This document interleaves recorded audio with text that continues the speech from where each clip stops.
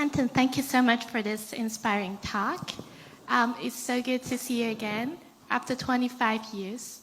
I was 11 years old when I witnessed the handover of Hong Kong.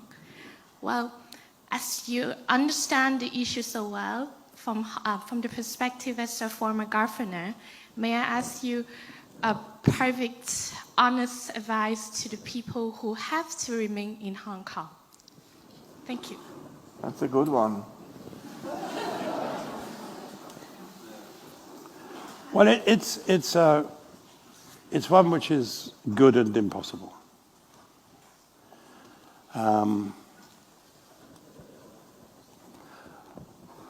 Last summer I was on a walk in a lovely park in London, Richmond Park, and it was the azalea season. With my dog. And four young people came up to me. And one of them said, "Do you remember me?" I said, "Face seems something," in other words, I didn't. So he said, you had your photograph taken with me at Oxford, holding a yellow umbrella during the umbrella revolution.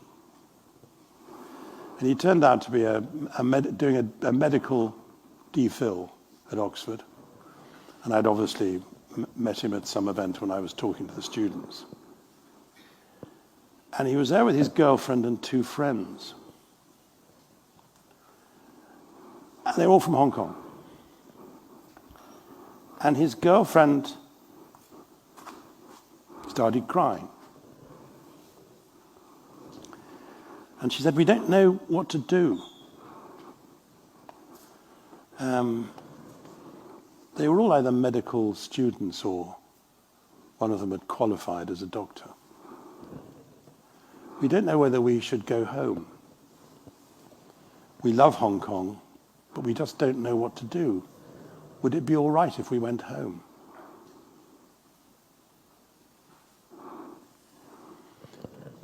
If you're honest as a politician, you have sometimes to say, "I can't conceivably answer that question." You can ask people to behave more bravely than you'd ever be prepared to behave yourself. You can talk to them about the fact that the ideas which they have will survive longer than the ideas which are being used to try to crush them. You can say, like Nelson Mandela, you can't imprison a dream. But it's cliche. And I honestly didn't know what to say. I sort of burbled away and invited them to come and have a drink. And I don't know what they will have done. But I get that quite often. And it's very painful. I simply don't know what I should say. I know what I would like to say, but I wouldn't be honest if I was saying it. It'll all be right. China will collapse in 3 weeks' time. Who knows? And anyway, what would that be without violence? So I find it very difficult. What I do say to people who are still there is that they should take care, which doesn't mean giving up their values as families or as individuals, or the values they think should determine the way in which their society runs. They should hold on to what they believe in, but should, I think, try to avoid what they believe in getting them thrown into prison for, some of the things that people are thrown into prison for in Hong Kong nowadays are completely manic. But it's not a very good answer, is it? But it's about the best one I can give. So I'm sorry about that. I hope it will all be all right. I'm sure that the values that people have in Hong Kong will survive longer than the whatever communist hacks call their opinions. But I can't guarantee it, and I can't give you an end date or a sell-by date. So it's a bit like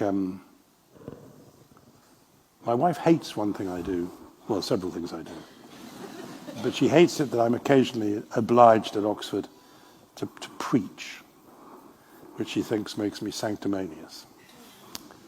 And I've got to preach about life after death because of the readings in about 2 weeks' time. And the trouble is I can think of metaphors and I can think of good lines of poetry,